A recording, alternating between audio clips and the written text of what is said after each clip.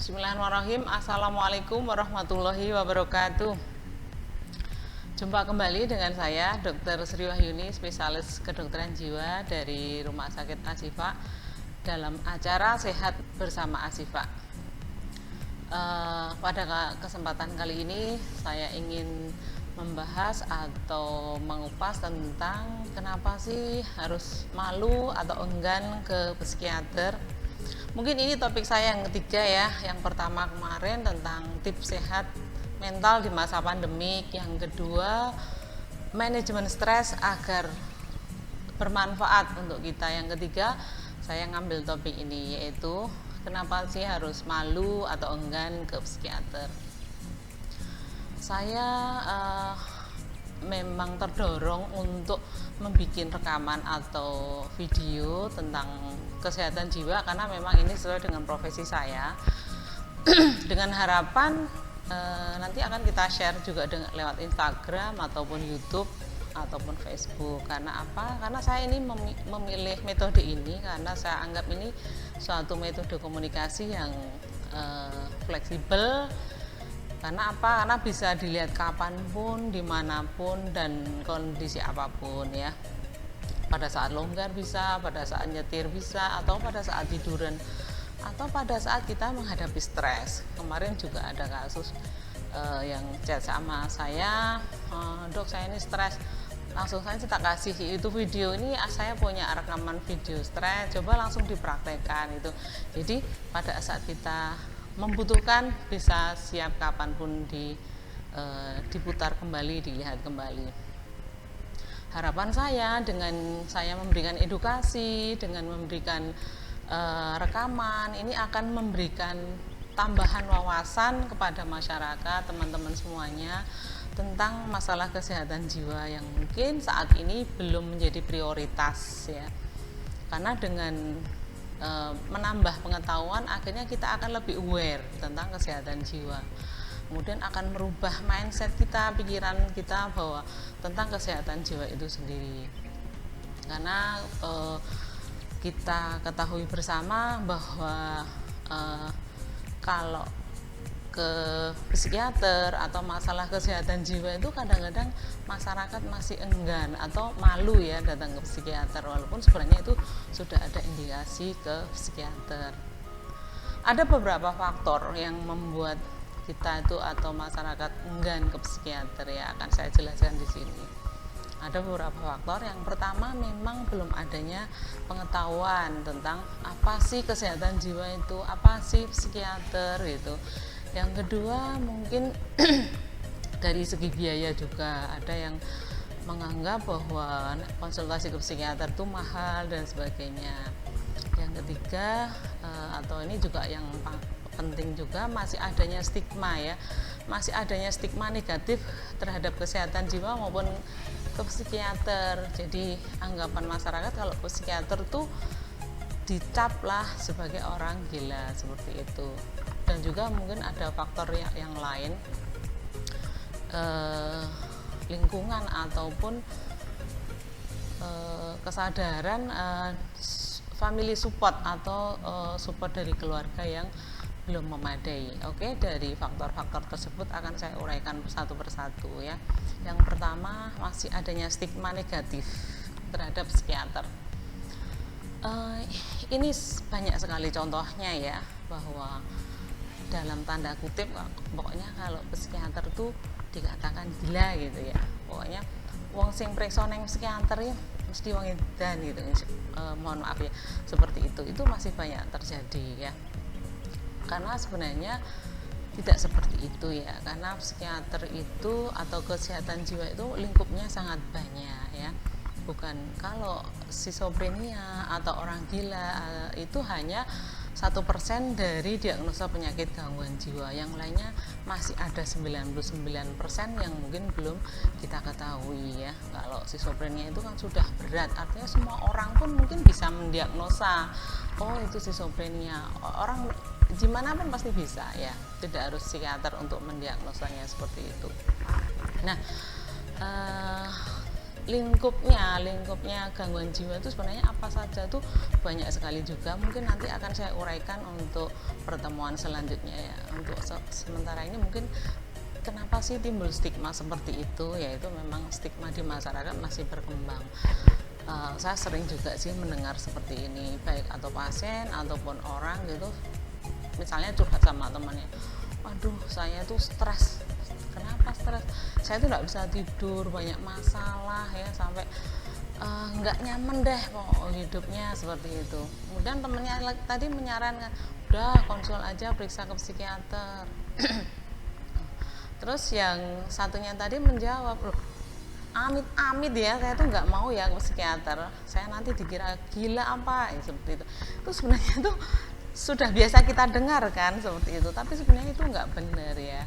Artinya jangan tunggu sampai gila, jangan tunggu sampai schizofren, jangan tunggu sampai berat. Justru semakin awal datang ke psikiater, penanganannya kita akan lebih mudah ya. Jadi harapan saya dengan saya katakan ini nanti akan, oh ternyata ke psikiater tidak harus nunggu sampai berat ya, tidak menunggu sampai schizofren ya. Dan harapan saya masyarakat juga sedikit demi sedikit mengurangi stigma ya. Kalau hilang mungkin agak perlu waktu ya, yang mengurangi sedikit demi sedikit ya. Gangguan jiwa itu banyak, cemas, nggak bisa tidur, hidupnya nggak nyaman lah seperti itu Pak. Sedih, depresi, malas ngapa-ngapain. Apalagi kalau depresi berat tuh kadang sudah ada ide atau keinginan bunuh diri, itu indikasi yang sudah berat, jadi harus segera dibawa ke psikiater ya. Walaupun itu kadang hanya berupa ide ya atau pikiran, kadang-kadang berkatanya seperti ini sih, tidak langsung saya mau bunuh diri, enggak. Biasanya baru muncul, waduh hidup kok rasanya kayak nggak enak ya, uripku kok nolongso terus ya gitu, kok hidup saya tidak berarti ya gitu, rasanya kayak tidak ada gunanya. Nah itu sudah ada indikasi-indikasi untuk depresi. Kalau cemas biasanya gejalanya tampak nyata juga ya, sering deg-degan, keringat dingin, tidak bisa tidur dengan tenang, kemudian was-was, takut gimana nanti kalau jawone gek gitu ya, ketakutan ya, itu namanya cemas. Dan juga gangguan-gangguan jiwa yang lain atau kecanduan gadget, mungkin anak dicap anak nakal dan sebagainya, itu penurunan prestasi. Itu yang pertama ya, adanya stigma negatif. Yang kedua karena biaya ya, ada juga yang banyak yang pasien mau periksa ke psikiater tuh WA saya juga nih, tanya, dok biayanya berapa ya, biaya konsultasinya. Nah untuk masalah biaya itu sebenarnya bisa diatasi juga. Sekarang kan ada BPJS itu berarti kan tidak terlalu berat ya. Rumah sakit semua bisa pakai BPJS, tinggal nyari rujukan ke FKTP 1, kemudian ke rumah sakit. Salah satunya adalah Rumah Sakit Ashifa ini sudah melayani BPJS dengan masalah-masalah gangguan jiwa ya. Jadi jangan takut kalau biayanya mahal, tetapi untuk swasta yaitu ringnya sangat lebar ya, tidak ada patokan resmi, tergantung daerah mana. Kalau di Jakarta dengan di Solo mungkin jauh berbeda juga. Terus kemudian obat yang dipakai obat apa, kasusnya kasus apa, penyakitnya penyakit apa, dan mungkin terapi yang dilakukan juga apa, mungkin perlu psikoterapi saja atau obat saja. Nah seperti itu akan mempengaruhi tarif yang akan dikeluarkan itu. Yang ketiga mungkin masalah obat ya. Masalah obat itu misalnya seperti ini, masih adanya mitos atau masih adanya stigma juga ya, bahwa ke dokter jiwa itu menyebabkan ketergantungan. Nah itu juga suatu yang keliru ya, karena buat apa ya psikiater tuh sekolah kalau hanya membuat orang ketergantungan. Tetapi memang ada beberapa obat yang mempunyai resiko untuk ketergantungan kalau penggunaannya tidak dengan rasional maupun dengan benar.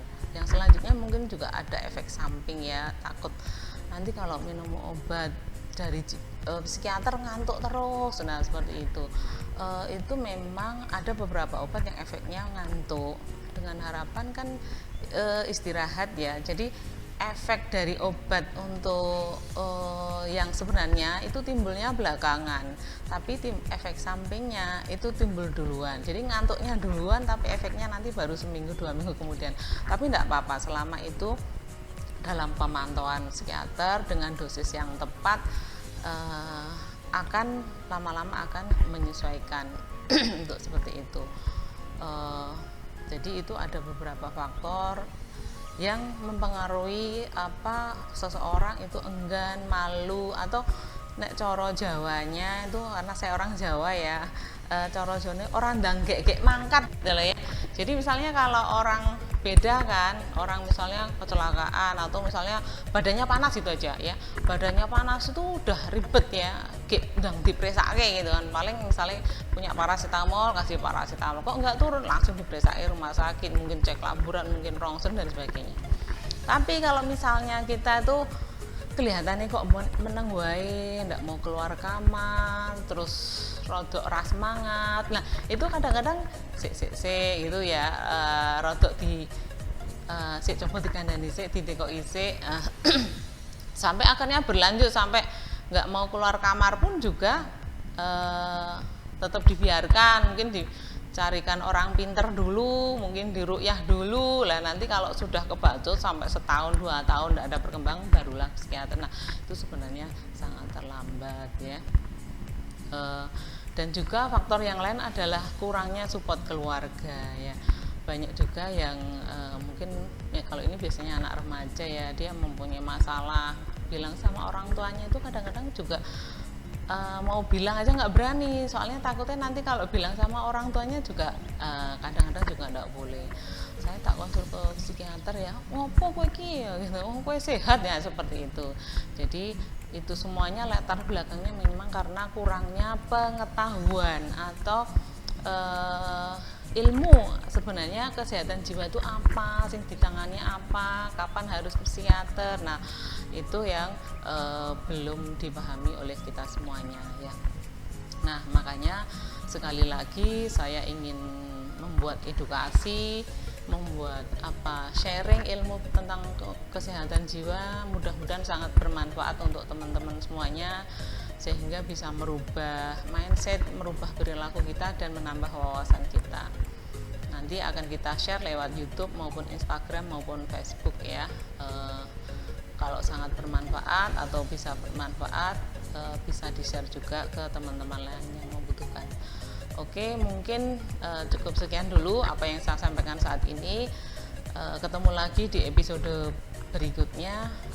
Kalau ada salah kata mohon maaf, dan juga kalau ada kritik, saran atau komen bisa disampaikan juga.